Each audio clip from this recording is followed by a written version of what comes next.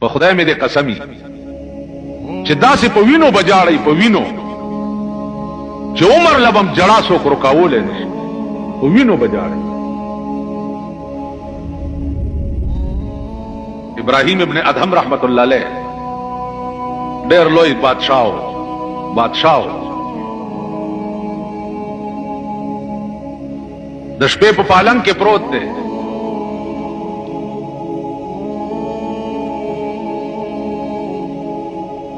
او پاس په کوټه یو سړی ګرځي لګیا دی. ابراهیم ابن ادهم ورته وې څوک یې؟ وې صاحب زه اوښانو والا یم، اوښ رانه ورک شوی. بادشاہ ورته وایي چې او بدبخته دا د بادشاہ محل دی، دلته بنی آدم نشي راتلی، نو پاس په کوټه اوښ د کوم ځای نه راغی؟ اوښانو والا ورته وایي چې بادشاہ قبله عالم دلته پاس په کوټه اوښ نشي راتلی. وایي نه دلته سړی نشي راتلی. ویل نو که دلته اوښ نشي راتلی او ناممکنه ده، نو دام ناممکنه ده چې ته پروت په پالنګ کې او आवाज کوي چې زه خدای لټوم. په پالنګونو کې چاته خدای نه ملاويږي. د هارون ابراهیم ابن ادهم په دماغ کې انقلاب راوست. چوفو دا خو رښتیا و. ټوله شپه یې ویښه تېره کړه. سهار چې دربار ته راغی ناست دی، وزیران مزیران ورسره ناست دي. عمر سړی چې د شپې د اوښانو والا په شکل کې راغلی و، سهار هغه سړی بیا د غویانو والا په شکل کې راغی، زوړ غوندې پټکی والی دی او ملا یې تړلې ده او تر ګرځي. سپایانو ته تپوس وکړو چې څوک یې؟ لکه څه ګورې؟ ویل جي غوی رانه ورک دی، غوی لټوم. دا د بادشاہ دفتر دی، دربار دی، دا لیونی. ابراهیم ابن ادهم دننه واورېد، هغه وی علیا دننه یې راولئ، دا څوک دی؟ سپایانو ونیو، دننه یې بوتلو چې څه لټې؟ وی جي غوی درنه ورک دی. نو ابراهیم ابن ادهم ورته وایي چې دا څه سری دی چې ته پکې غویان لټې؟ دا خو د بادشاہ دربار دی. نو سړی ورته وایي چې د سره من غواړم څه خبره کولی شم؟ وی چا ووایه؟ وی دې دربار کې تا نه وړاندې څوک و؟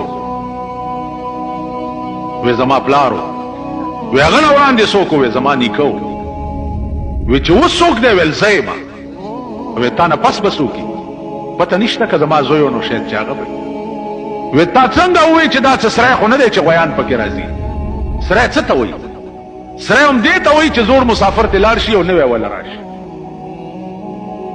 نیکه دې لاړو، پلار دې راغی، پلار دې لاړو، ته رالې، ته به هم ترې نن سبا کې لاړ شي، بل به وله راشي. بادشاہ ویو بیړه یې غرقه شي. دربار یې په ځای پرېښو، لاړو کور ته. کور کې څه ګوري چې د ده په پالنګ کې د ده وینځه پرته ده، چې داسې کتلي دي چې د بادشاہ په پالنګ کې او د هغه خدمتګاره پرته ده. اوس د خان په کرسۍ غریب کې ناستی شي. بیا در باندې انشاءالله د خانانو نوابانو راج را روان دی. څه فیصله چې وکړه په دې الیکشن کې مزې به اوسه کوي. بیا به په وینو جاړئ، ټوپونه به وهئ، هله دا چلو شو، هله ټیپر ګران دی، هله غوښه ګرانه ده، هله الوګان ګران شو. زه به هم ډېر شکر دې قوم ته به چرې خدای ښه ورځ نه ښایي. د آسماني عذاب انتظار کوئ. څنګه فیصلې چې په ځمکې تکې د هغې مطابق فیصله به په اسمان کې ستا متعلق کېږي.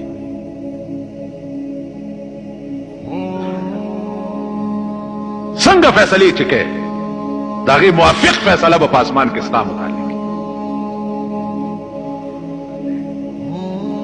تماشې به وکئ د ځان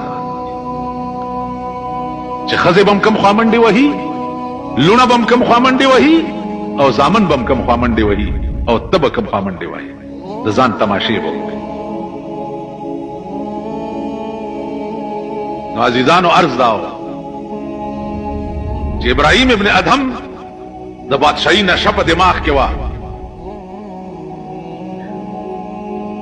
چې وینځه څنګه د بادشاہ په پالنګ کې سملاسته نو لخت راواغسته او یو څو لخت یې وواله چې ته زما نوکر یې او ته د بادشاہ په پالنګ کې کېناست او سملاسته ودی او وینځه چې راپاسېده نو ډېرې وجړل بیا